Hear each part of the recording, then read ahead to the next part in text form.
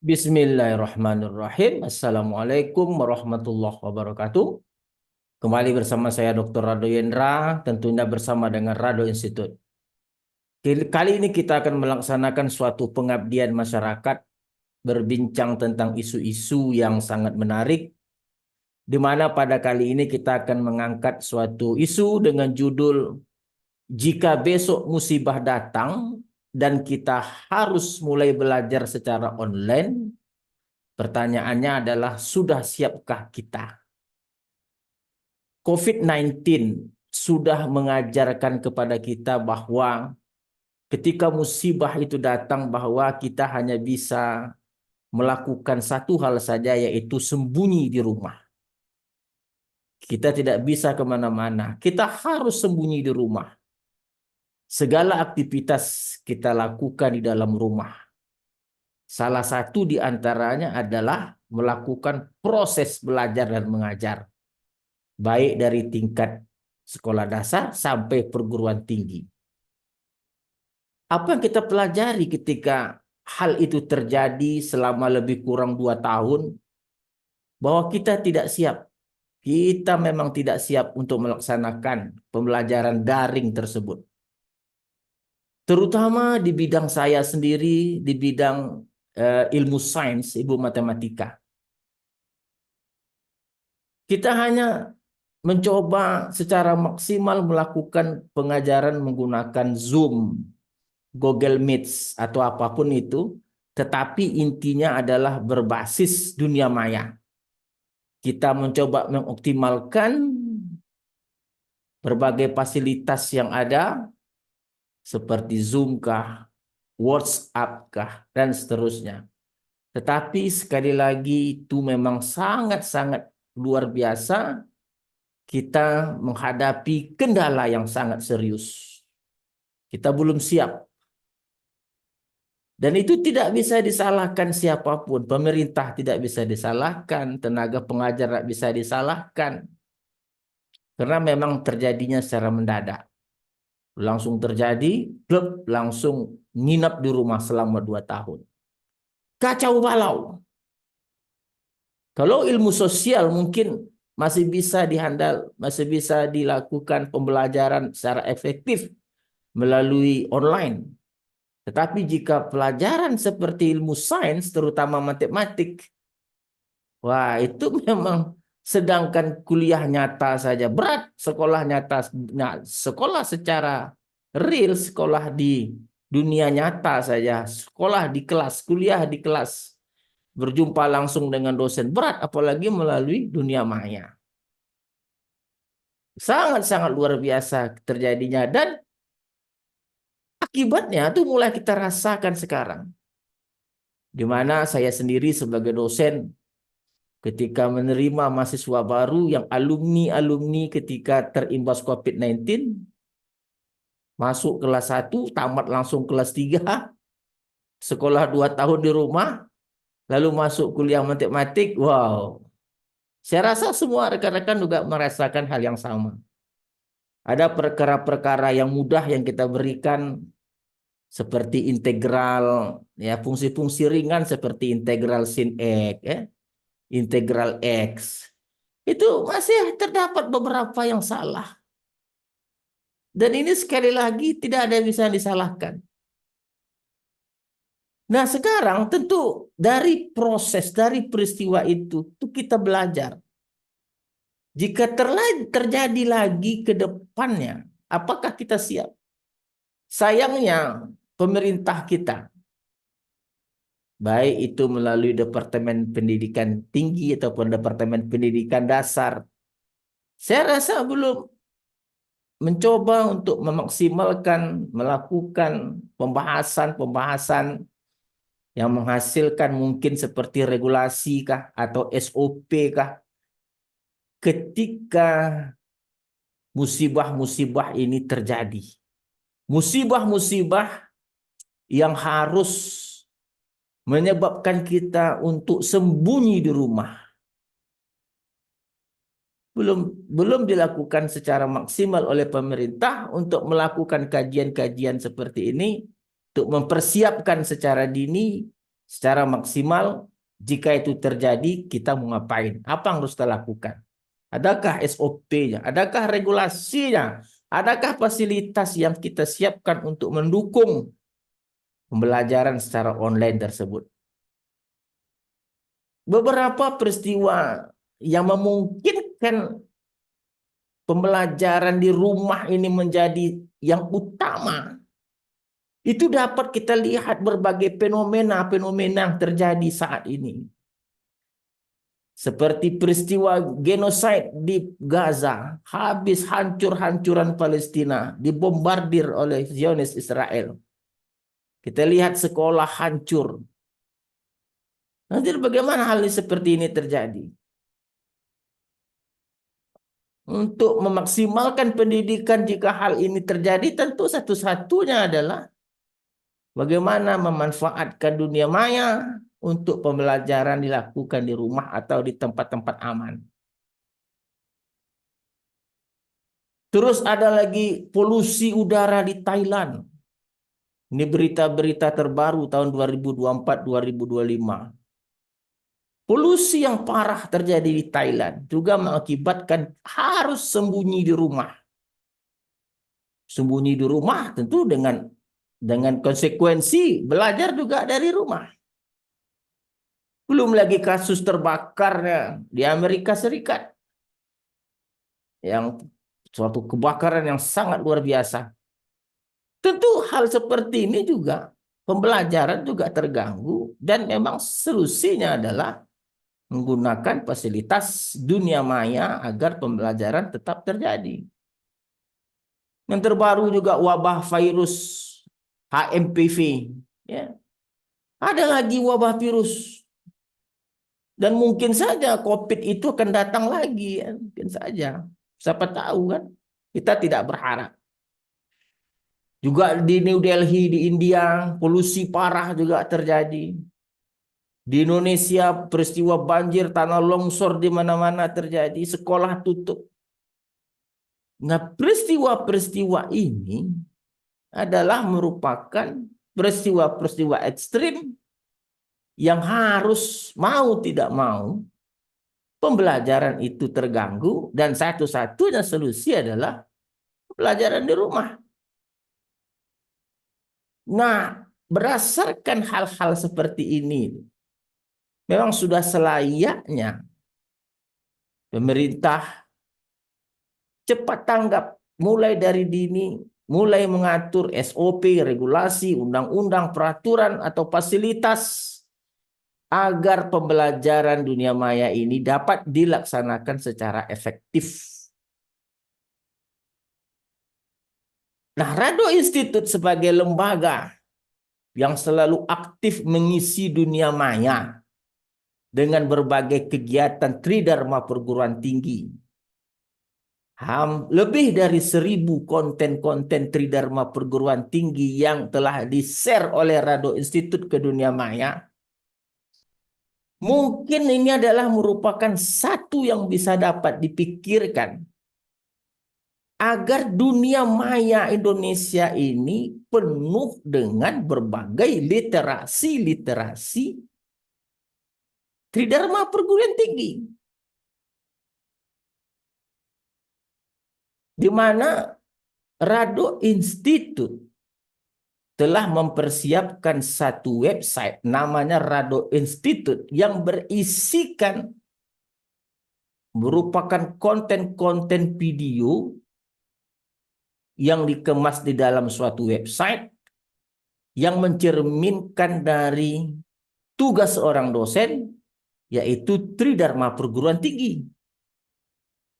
Beberapa 6 menu utama disusun untuk mencerminkan apa itu pengajaran, apa itu penelitian, apa itu pengabdian masyarakat, dan full secara video.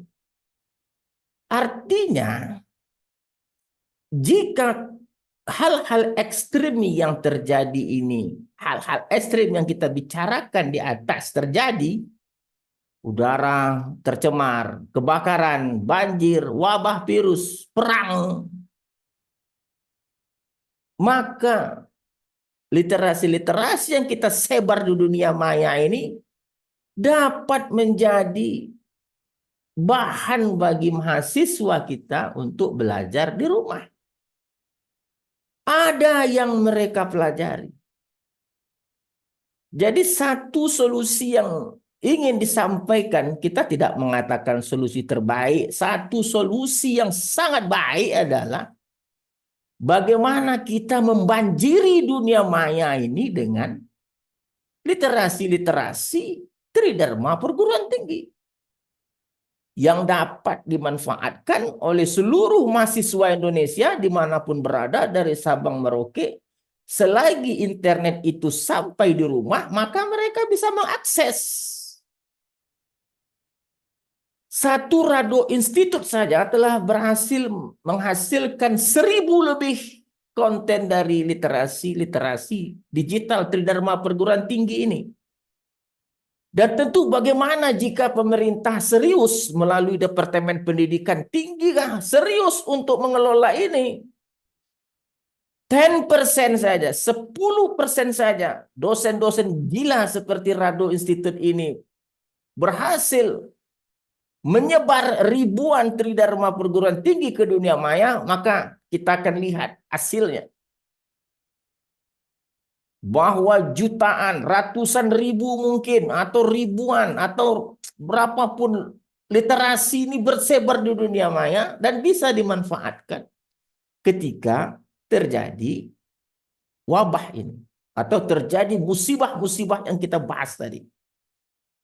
Saya rasa kalau pemerintah serius, terutama pemerintah di bawah Departemen Pendidikan Tinggi, menyediakan satu unit tentang literasi digital tridharma perguruan tinggi untuk disebar di dunia maya ini, akan luar biasa negara Indonesia ini jika terjadi musibah-musibah ekstrim seperti ini terjadi kelak di kemudian hari. Dan mungkin tidak hanya jika terjadi musibah ini ya, untuk seterusnya.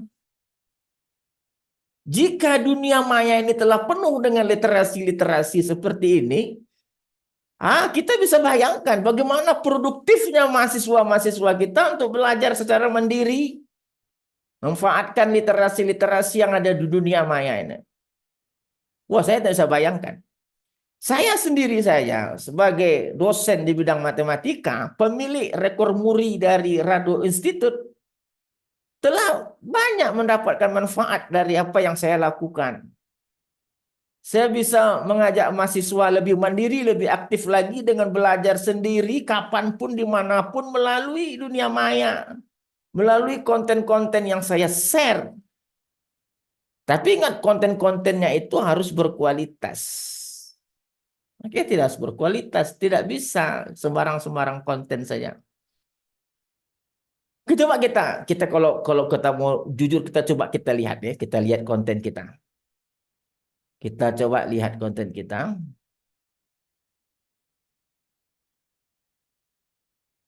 Kita coba lihat konten-konten kita ini, bagaimana konten ini seperti apa yang telah dipersiapkan oleh Rado Institute. Ribuan konten telah kita persiapkan. Oke, kita coba lihat.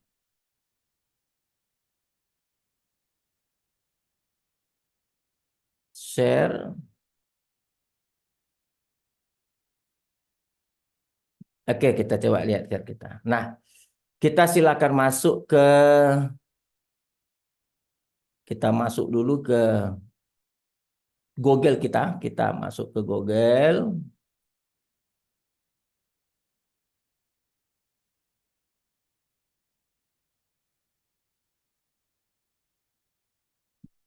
Oke, kita ambil www atau langsung saja Rado Institute boleh. Rado Institute. Oke, enter.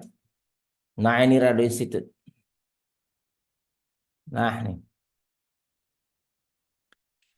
Nah, kita lihat dalam website Rado Institute ini ada beberapa menu tools atau tools yang telah kita persiapkan agar mahasiswa itu mandiri dalam melaksanakan perkuliahan. terutama beberapa bahan ajar yang saya kelola. Di antaranya bahan ajar itu ada analisis survival, statistik matematika, teori peluang, dan teori stokastik. Nah, dalam menu bahan ajar ini, katakanlah saya mencoba di analisis survival. Dalam bahan ajar ini, ada beberapa mata kuliah, ada beberapa bahan mata kuliah yang kita coba share bagi mahasiswa Indonesia. Bagi mahasiswa, seluruh konten ilmu, seluruh konten bahan ajar ini dalam video. Misal kita ambil contoh, misal satu untuk mata kuliah analisis survival ini dalam kajian Nathan Raphson untuk Linley distribution. Misalnya, kita coba lihat, kita buka videonya. Oke, kita coba ini videonya, kita share videonya. Kita hidupkan videonya. Nah, di dalam video ini, kalau kita mau percepatkan, ya, kita cepatkan. Kita bercerita tentang teori-teori matematik terhadap model yang disebut dengan Linley distribution. Oke? Ada di sini kita jelaskan secara detail tentang perkembangan, tentang konsep suatu rumus dan seterusnya, bla bla bla bla. Nah, Anda bayangkan ada kira-kira ratusan pembelajaran seperti ini khusus untuk bidang analisis survival saja. Nah, tentu saja hal ini tidak cukup kalau kita ingin memandirikan mahasiswa. Mereka perlu diberikan satu lagi tools yang khusus untuk pembahasan soal. Pembahasan soal dari buku-buku ternama sebagai penunjang teori-teori perkuliahan pada bahan ajar tadi. Seperti kita ambil satu contoh nih, seperti ini pembahasan soal order statistik pada mata kuliah StatMat. Statistik matematika. Ini juga membahas soal-soal dalam suatu buku tertentu. Kita coba lakukan hal seperti ini. Contoh misalnya kita bahas soal 6.84 dan seterusnya. Kita jawab secara sedetil-detil mungkin. Sehingga mahasiswa bisa memahami dengan baik. Tidak cukup hanya membahas soal. Kita tambah dengan praktikum. Nah, ini praktikum.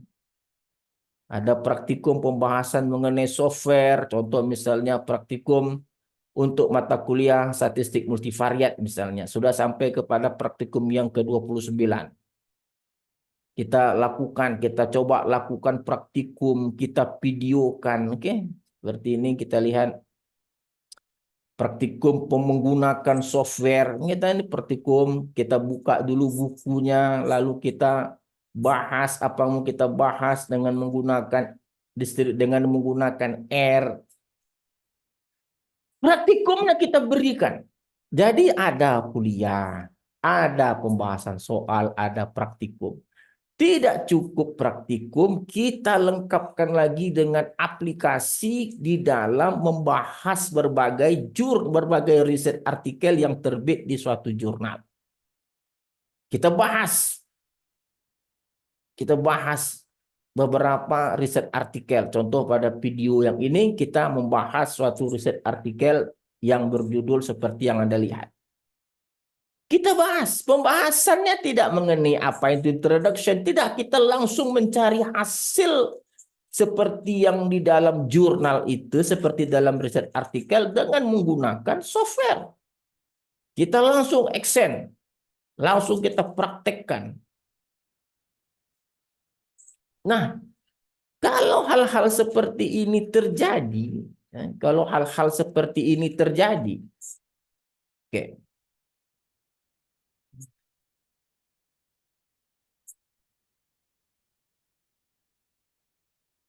Nah, kita telah melihat, jadi coba bayangkan, jika 10% saja dosen Indonesia memiliki seperti apa yang dimiliki oleh Rado Institute, memiliki ribuan literasi digital, apa jadinya dunia maya Indonesia? Saya tidak bayangkan bagaimana mandirinya mahasiswa jika dunia maya kita penuh dengan berbagai literasi digital dari dosennya. Luar biasa ini. Ini memang harus menjadi perhatian khusus oleh pemerintah, terutama saya lihat pada saat ini Kementerian Pendidikan Tinggi ini kita lihat di bawah Profesor Profesor Menteri yang baru yang kita lihat ini memang sangat aktif, ya, sangat luar biasa gebrakannya untuk memajukan pendidikan tinggi. Belum lagi wamennya Ibu Profesor Stella. Wah, saya lihat dari beberapa komentar beliau, komen di YouTube, beliau sangat luar biasa sekali ingin membangun pendidikan tinggi Indonesia ini. Saya tentu sangat hormat sekali. Saya sangat senang sekali jika apa yang disampaikan oleh Rado Institute ini mendapat respon dari Kementerian Pendidikan Tinggi, memang menjadikan suatu hal yang membahagiakan bagi Rado Institute. Tapi Rado Institute tetap akan terus berkontribusi pada negara untuk mengisi dunia maya dengan berbagai kegiatan Tridharma perguruan tinggi. Saya rasa hal ini sangat menarik ya, jika mendapat perhatian khusus oleh pemerintah, khususnya bagi Kementerian Pendidikan Tinggi dan Teknologi ya, mendapat perhatian serius tentang bagaimana isu ini dijawab seperti yang kita sampaikan di awal, bagaimana jika besok musibah datang, belajar harus online dan sudah siapkah kita? Mungkin isu ini mungkin bisa menjadi suatu gambaran bagi Kementerian Pendidikan Tinggi, riset bagi penelitian tinggi, untuk mulai memikirkan strategi, regulasi kah, peraturan kah, fasilitas kah, jika kita akan kembali ke dalam dunia online, jika terjadi musibah-musibah ekstrim yang kita sampaikan tadi, ataupun untuk kedepannya, jika digunakan sebagai mixture tentu bagus juga. Dan saya rasa jika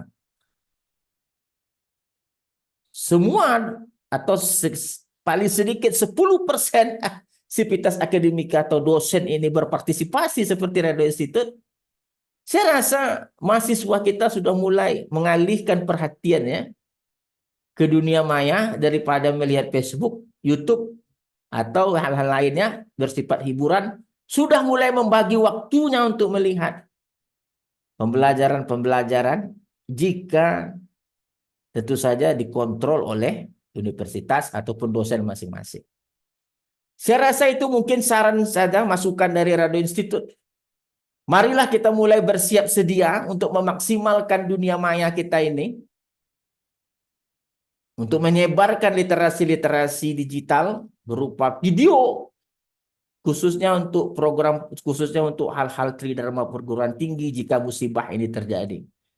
Saya rasa perbincangan kita saat ini menarik, dan tentu saja saya sangat berharap sekali apa yang kita sampaikan, apa yang kita bincangkan pada perbincangan kali ini melalui program pengabdian masyarakat dapat sampai kepada pemerintah, dapat sampai ke pemerintah untuk menjadi suatu renungan tentunya. Bersiap sedia bagaimana nanti jika hal ini terjadi di kemudian hari. Saya rasa perbincangan sangat menarik. Terima kasih. Kita jumpa lagi dalam pembahasan-pembahasan berikutnya. Assalamualaikum warahmatullahi wabarakatuh.